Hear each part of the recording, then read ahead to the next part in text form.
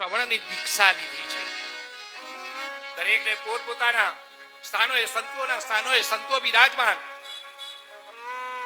બ્રહ્મચારીઓના સ્થાને બ્રહ્મચારીઓ વિદ્યમાન, ગ્રહસ્થોની જગ્યાએ ગ્રહસ્થો બિરાજમાન થયા છે. ક્યાં કોને કેવી રીતે બેસવું જોઈએ એ બધું જ વર્ણન છે. દરેકે પોતપોતાના સ્થાન લીધા છે શ્રોતા તરીકે. ત્યારે સનત કુમારો વ્યાસપીઠ ઉપર, નારદજીએ પણ શ્રોતા તરીકેની દીક્ષાઓ લીધી છે. અને સનત કુમારો શ્રીમદ ભાગવતીના મહાત્મ્યનો પ્રારંભ કરે પેલા જય જયકાર કરે, બોલીએ ભાગવત ભગવાન કી જય, ગિરિરાજ ધરણ કી જય. જય ઘોષ થવા લાગ્યા, શંખના નાદ થવા લાગ્યા, મૃદંગ વાગવા લાગ્યા.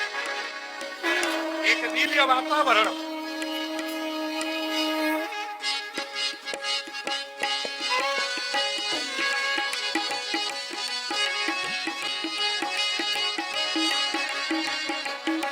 મારો શ્રીમદ ભાગવતીના મહાત્મા એમ કહેતા કહી રહ્યા છે, ભાગવત શાસ્ત્ર શ્રવણ કરવાથી મુક્તિનું સહજ પ્રાપ્ત થાય છે. મોટા મોટા યજ્ઞ ન કરાવી શકીએ, અશ્વમેધ યજ્ઞ, વાજપેયી યજ્ઞ ન કરાવી શકીએ તો કોઈ વાંધો નથી. 7 દિવસ સપ્તાહનું શ્રવણ કરો, અશ્વમેધ યજ્ઞનું ફળ પ્રાપ્ત થાય.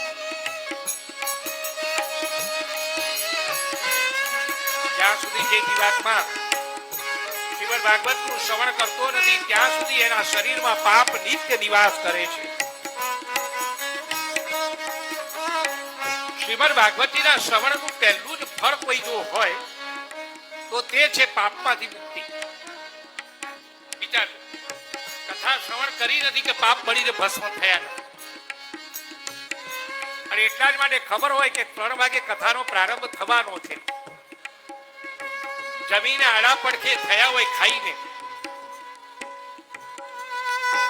પણ એ આંખના પોપચા એટલા બધા ભારે થઈ જાય કે આપણને ઊભા ન થવા દે કે જવાય છે, જઈએ છે.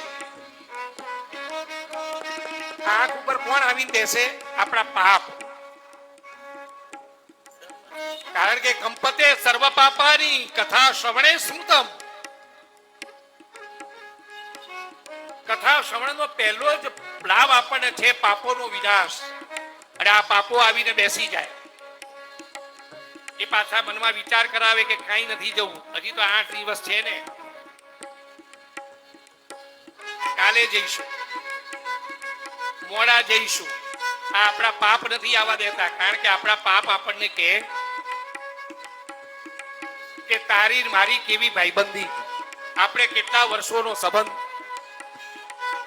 ભલે અવતારો વારંવાર લીધા હોય પણ તે મને નથી છોડ્યું, મેં તને નથી છોડ્યું. આટલા વર્ષોનો જૂનો આપણો સંબંધ, અને આ કથામાં જઈને કથા સાંભળીને મને મરાવી નાખીશ. આ પાપો જીવને કહે છે. અને એટલા જ માટે આ કથામાં આવતા જીવોને પાપ રોકે. શાસ્ત્રીજી ઘણું સાંભળવા આવ્યું હતું, પણ જ્યાં નીકળ્યા હતા વેભાઈ આવ્યા. આ વેભાઈ આ ક્યારે કયું સ્વરૂપ લઈને આવે નક્કી નહીં. આ વેવાઈ ના આવ્યા હોય,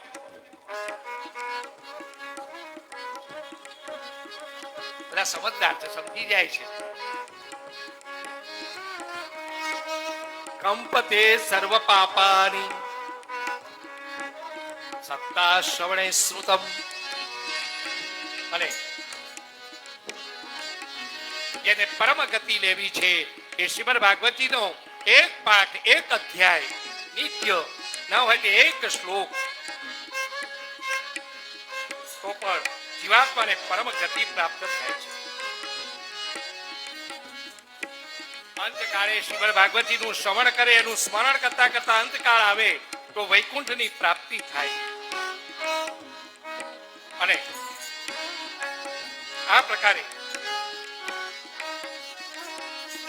શ્રીમદ ભાગવતીનું મહાત્મય સનત કુમારો કહી રહ્યા હતા ત્યાં તો એક દિવ્ય ઘટના બની છે. કઈ કે જેને નિમિત્ત બનાવીને શ્રીમદ ભાગવતીના પારાયણ થતા હતા એ જ્ઞાન અને વૈરાગ્ય જે પ્રણિષ્ઠ થયા હતા એ મૃતપાય થયા હતા એ પુષ્ટ થયા છે. અને આ જ્ઞાન અને વૈરાગ્યને લઈ અને માતા ભગવતી ભક્તિ દેવી આ બંને દીકરાઓને લઈને આવી છે જ્યાં શ્રીમદ ભાગવતીનું પારાયણ થતું હતું ત્યાં. આ જ્ઞાન અને વૈરાગ્ય વૃદ્ધ ક્યાં પડ્યા હતા? યમુનાના કિનારે. શ્રીમદ ભાગવતીનું પારાયણ ક્યાં થઈ રહ્યું છે? ગંગાના કિનારે. અમને ફોન આવે કે શાસ્ત્રીજી અમે ફોરેન છીએ તમે ત્યાં બેઠા જાપ કરો તો અહીંયા અમને અસર થાય ખરી? થાય. આ શાસ્ત્ર પ્રમાણ છે.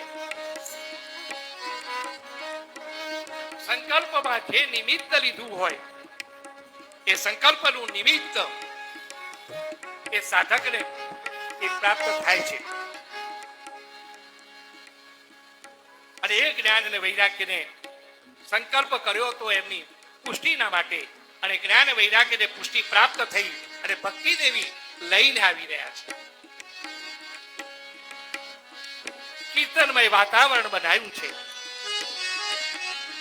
કૃષ્ણ હરે મુરારે હે નાથ નારાયણ વાસુદેવ.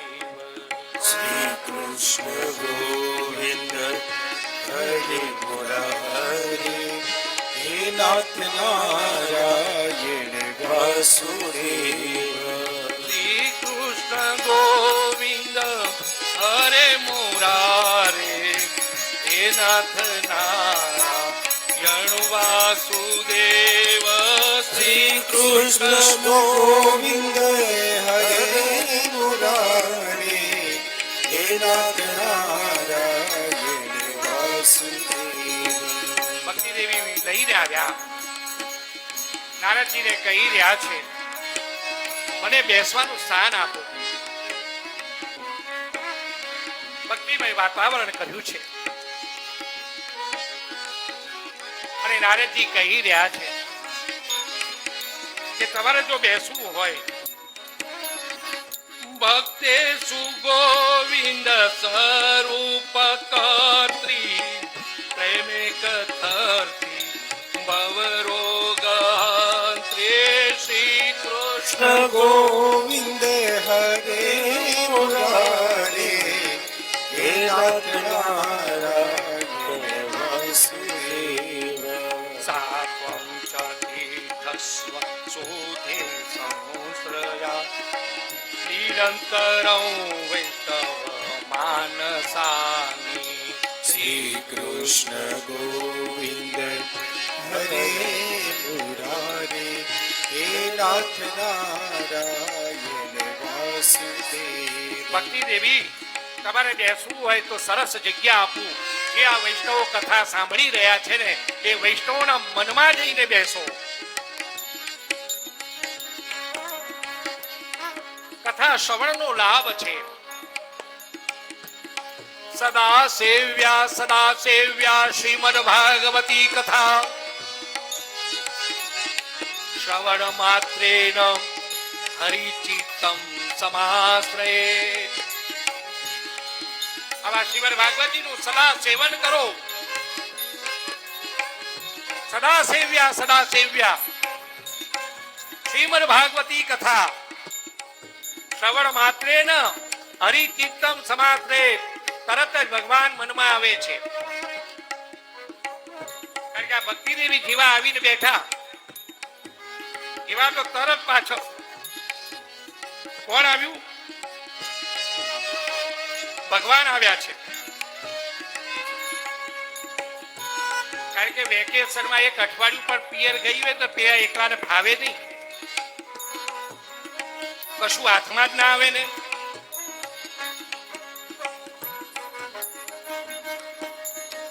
અને એકલા માટે હજી તો ગઈ પણ ન હોય ને ફોન કરે ક્યારે આવવાની છે. આ ભક્તિ દેવી જેવા આવ્યા એવા ભગવાનને ફાવે એના વગર? ભક્તિ દેવી જેવા આવ્યા છે એવા તો તરત જ પાછળ વનમાળી ભગવાન આવ્યા છે. અને ભગવાન આવ્યા છે ત્યાં તો જય જયકાર થયો છે. બોલીએ દ્વારિકાધીશ કી જય, કૃષ્ણ કનૈયા લાલ કી જય, ભાગવત ભગવાન કી જય. ભગવાનના સ્વાગત થયા છે અને ભગવાન જેવા પ્રગટ થયા ત્યાં તો તરત જ નારદજી કહે છે કે ભગવાન હમણાં કઈ દેખાતા નથી, કઈ સરનામું બદલ્યું છે? તો ભગવાન કહી રહ્યા છે કે નારદજી ખબર નથી, એ તો ક્યારનો આ કાંદીવલીમાં ફ્લેટ હતો એ તો આપી દીધો, તો હવે બોરીવલીમાં છૂટે.